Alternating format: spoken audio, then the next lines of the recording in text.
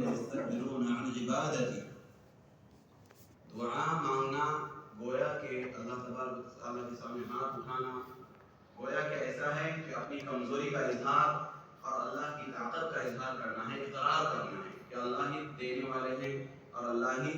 سب کچھ کرنے دھرنے والے ہیں، میرا کچھ نہیں، اب میں تو کمزور ہوں، اس بات کا اظہار ہے۔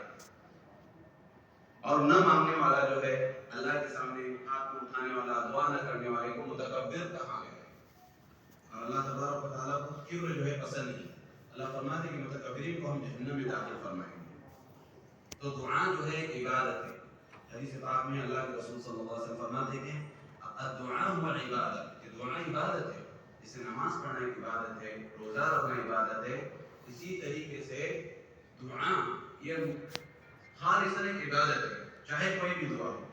دنیا کی دعا مانگے، اپنی ضرورت کی اپنی حاجتیں مانگے، آخرت کے لیے مانگے، جو بھی دعا انسان دعا کرے، جو بھی اللہ سے مانگے وہ عبادت ہے۔ اب دعا قبول ہوئے نہ ہوئے الگ چیز ہے، دعا لیکن خود ایک دعا جو ہے عبادت ہے۔ آج جیسے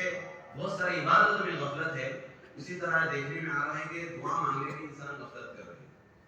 ہیں۔ اجتماعی دعا ہوتی ہے، اس میں رسمی طور پہ سب آمین آمین کہتے ہیں، لیکن انفرادی جو ہے، جیسے کہ 3 مواقع ہے جہاں پہ دعا قبول ہوتی ہے کہ اذان اور اقامت کے درمیان میں، افطاری کے وقت میں اور سفر میں جو دعائیں قبول ہوتی ہیں، تو ان اوقات میں ہے اذان اور جماعت کے درمیان جب وقت ہوتا ہے سنتیں پڑھ لیتے ہیں، وقت خالی ہے، تو یہ خالی ہم سوچ کے بیٹھے نہ رہے، کئی لوگوں کو دیکھے خالی بیٹھے ہیں، کون آ رہا ہے مسجد میں، کون جا رہا ہے، بس ادھر ادھر نظر دوڑاتے ہیں، یہ چیز نہیں، بلکہ سنتیں پڑھیے۔ اب کیا کریں، یہ دعا کی قبولیت کا وقت ہے، ہم فوراً سے اپنی ضرورت حاجتیں اللہ سے مانگیں، دعا متوجہ رہنا، کیونکہ قبولیت کا وقت ہے اور ہم اس وقت میں غفلت میں پڑے ہوئے رہتے ہیں۔ تو دعا جو ہے عبادت ہے مستقل، تو یہ تو ایک اس پہ اجر لکھا جاتا ہے، یہ وسیلے میں داخل ہے، انسان جو ہے اس پہ نیکی لکھی جائے گی۔ اب اس کے بعد جو ہے دعا کرنے کے بعد جو ہے بندہ جو ہے اللہ سے قریب ہوتا ہے، اللہ کا قرب ملتا ہے اس کو، اس لیے جتنا زیادہ دعا کریں گے اتنا زیادہ بندہ جو ہے اللہ سے قریب تک ہوتا چلا جائے گا۔ اللہ سے قریب ہونے کا اس سے بہتر کوئی درجہ نہیں، اس سے کوئی عمل نہیں کہ انسان جو ہے بار بار اللہ سے دعا کرے، گھر میں جائے تبھی دعا کرے اللہ گھر میں سب خیر عافیت سے رہے، کام پہ جا رہا ہے دعا کر کے نکلے یا اللہ ہاں سب عافیت والا معاملہ ہو، کوئی پریشانی نہ ہو، کوئی آزمائش نہ آ جائے، ہر وقت دعا کرے، اللہ کی طرف متوجہ ہے، تو دعا کرنے والا اللہ کی طرف متوجہ رہتا ہے، اور دعا نہ کرنے والا گویا کہ متکبر ہے۔ اب بہت سی مرتبہ ہماری زبان سے یہ کلمات نکلتے ہیں کہ میری تو دعا قبول ہی نہیں ہوتی، تو یہ کلمات ان کلمات سے ہمیں بچنا چاہیے، حدیث میں منع کیا ہے۔ جب بندہ اس طرح کہتا ہے کہ میری دعا قبول نہیں ہوتی تو اس کی دعا بالکل قبول نہیں ہوتی۔ دعا قبول ہونے کے 3 درجے ہیں، حدیث پاک کا مفہوم ہے، فرماتے اللہ کے رسول صلی اللہ علیہ وسلم کہ بندہ جب دعا کرتا ہے تو 3 چیزوں میں سے ایک چیز اس کے لیے لکھ دی جاتی ہے، لیکن اگر کوئی کہتا ہے کہ میری دعا قبول نہیں ہوتی، تو حدیث میں کہ انا اللہ، حدیث قدسی ہے، اللہ فرماتے ہیں انا عند ظن عبدی بی، کہ میں میرے بندے کے گمان کے مطابق فیصلے کرتا ہوں، اب جیسے اس کی سوچ ہے، جیسے اس کے بولے ویسا ہی ہوگا، اس لیے ان الفاظ سے بچے کہ یہ نہ کہے کہ میری تو دعا قبول نہیں ہوتی، کیونکہ دعا قبول ضرور ہوتی ہے لیکن 3 طریقے سے قبول ہوتی ہے۔ ایک تو جو چیز مانگ رہا ہے وہی دی جاتی ہے۔ اب اس میں تھوڑی سی بات آپ کو کھل کے عرض کروں کہ بسا وقت ہم اللہ سے دعا مانگتے ہیں، یا اللہ مجھے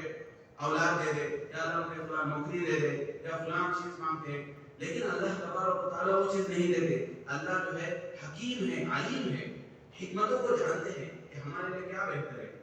پتہ نہیں کہ فلاں جگہ کی نوکری مل جائے گی، فلاں جگہ کا ویزا مل جائے گا اور وہاں پہ میں مزید آزمائش میں آ جاؤں گا، وہ اللہ جانتا ہے، وہ ہم سے زیادہ، ماں سے زیادہ محبت کرنے والا ہے، تو کوشش بھی کرے، دعا بھی کرے، لیکن اگر نہ ہو جائے تو اللہ سے بدگمان نہ ہوئے کہ میں نے دعا قبول نہیں کی، بلکہ یہ سمجھے کہ اس میں میرے لیے کیا ہے، خیر ہے۔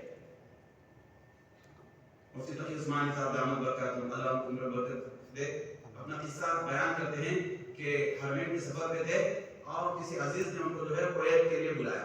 کہتے ہیں فرماتے ہیں حضرت کے 2 دن میرے پاس خالی تھے، سوچا کہ میں کویت چلا جاؤں، تو سب کچھ تیاری کی، سفر کی ٹکٹ بھی خرید دیا، سیٹ بھی کنفرم ہے، سب کچھ ہو گیا، لیکن ویزا نہیں مل رہا تھا۔ اور ویزا اس وقت ملا جب حضرت کا جب جو ہے وہ کام جو ہے وہ دن جو تھے، جن دنوں میں جانا تھا وہ دن چلے گئے۔ معلوم پڑا بعد میں وہ جو فلائٹ جو تھی جو کویت کے لیے جا رہی تھی وہ ہائجیک ہو گئی، اسے اغوا کر لیا گیا۔ حضرت فرماتی کہ دعا بھی کی تھی کہ اللہ میرے لیے سفر آسان فرما، لیکن اللہ جانتا تھا کہ اس سفر میں کیا ہے، تو اللہ نے بڑی مصیبت سے بچا دیا۔ تو اللہ سے گمان رکھے، اچھا گمان رکھے کہ ممکن اسی میں خیر ہے، اللہ مجھے اسی طرح دیکھنا چاہتا ہے۔ تو ہم دعا کرتے ہیں تو کبھی وہ چیز عطا کرتے ہیں اللہ تبارک و تعالیٰ، اور دوسری چیز اگر وہ چیز نہیں عطا کی بندے کے لیے، اگر وہ حق میں ہے کہ اللہ کے فیصلے پہ راضی ہے کہ اللہ مجھے اسی حال میں دیکھنا چاہتا ہے، الحمدللہ۔ تو دوسری چیز ہے کہ یا تو پھر وہ دعا کو اللہ آخرت کے لیے جمع کرتے ہیں کہ آخرت میں اگر کوئی پریشانی آ گئی تو اللہ فرمائیں گے کہ بندے تو نے یہ دعا کی تھی، یہ مسئلہ ہے، اس دعا کے بدلے میں تیرا مسئلہ حل کر رہا ہوں۔ تو کل قیامت کے دن بندہ گمان کرے گا کاش میری کوئی دعا قبول ہی نہیں ہوتی تاکہ میں آخرت کے عذاب سے بچ جاتا،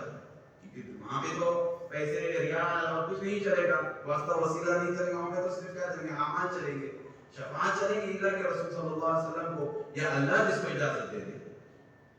بندہ یہ تمنا کرے گا کہ میری کوئی دعا قبول نہیں، تو آخرت میں تو جمع ہوگی۔ اور تیسری چیز ہے کہ دنیا ہی میں ہی اللہ تبارک و تعالیٰ اس کی کوئی پریشانی کوئی مصیبت اس دعا کی بدولت دور فرمائیں گے۔ تو یہ تین چیزیں تھے دعا کے فائدے ہیں، ایک تو دعا خود عبادت ہے، اور اگر دعا بندہ کرتا ہے تو اس کے بدلے میں تین چیزیں دی جاتی ہیں، لیکن دعا کے آداب ہیں۔